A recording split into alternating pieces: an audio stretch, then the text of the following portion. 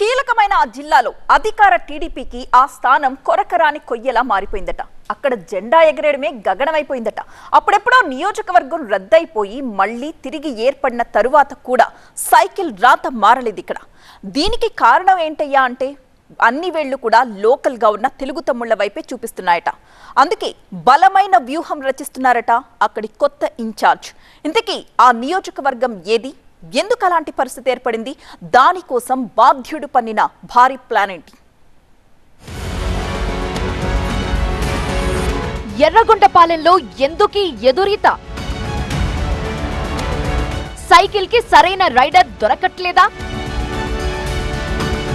4 ఎన్నికలు, తప్పని ఓటములు, అంతర్గత కుమ్ములాటలే కొంప ముంచుతున్నాయా? ప్రకాశం జిల్లా వ్యాప్తంగా 2024లో టీడీపీ బలంగానే ప్రకాశించింది. సైకిల్ దూకుడు ముందు ప్రత్యర్థి పక్షం కకావికలమైపోయింది. అయితే ఎర్రగొండపాలెంలో మాత్రం ఎందుకో సైకిల్ స్పీడ్ కి బ్రేకులు పడుతున్నాయి. ఒక రకంగా చెప్పాలంటే అక్కడ విజయం పసుపు దళానికి అందని ద్రాక్షగానే మిగులుతోంది. 1955లో ఏర్పడిన ఈ నియోజకవర్గం 1972లో రద్దయి తిరిగి 2009లో ఎస్సీ నియోజకవర్గంగా కొత్త రూపంలో పురుడు పోసుకుంది. అయితే ఆ తర్వాత 4 సార్లు ఎన్నికలు జరిగితే వరుసగా టీడీపీ అభ్యర్థులు ఓడిపోతూనే ఉన్నారు. అప్పట్లో కాంగ్రెస్, ఆ తర్వాత వైసీపీ అన్నట్టుగా మారింది పరిస్థితి. మొన్నటి సాధారణ ఎన్నికల్లో బలంగా వీచిన కూటమి గాలిలోనూ గెలవలేదంటే అక్కడ టీడీపీ పరిస్థితి ఏంటో ఊహించుకోవచ్చు.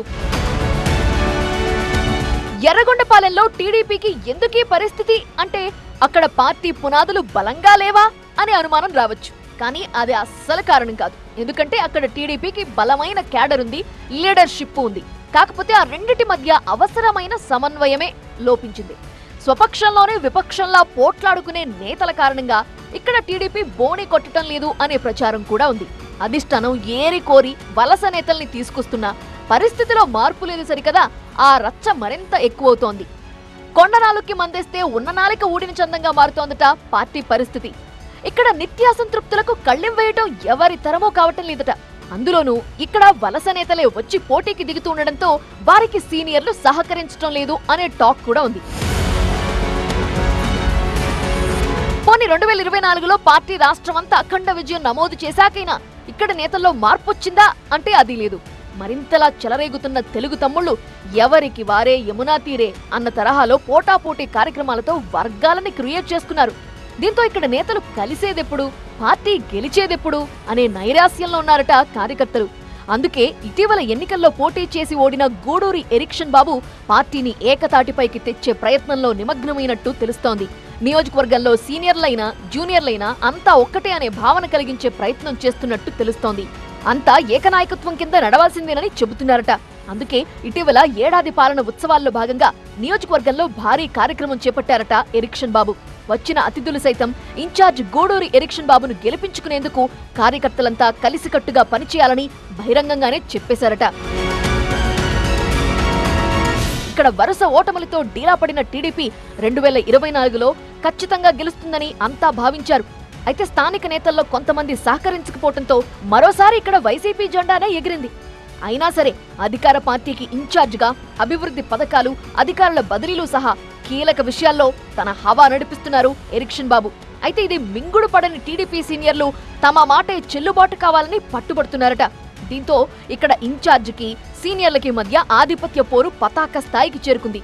అనధికార ఎమ్మెల్యే పాత్రని పోషిస్తున్న ఎరిక్షన్ బాబుకు ఇటీవల ఏడాది పాలన సభ కొత్త జోష్ ని తెచ్చిపెట్టిందనే టాక్ నడుస్తోంది.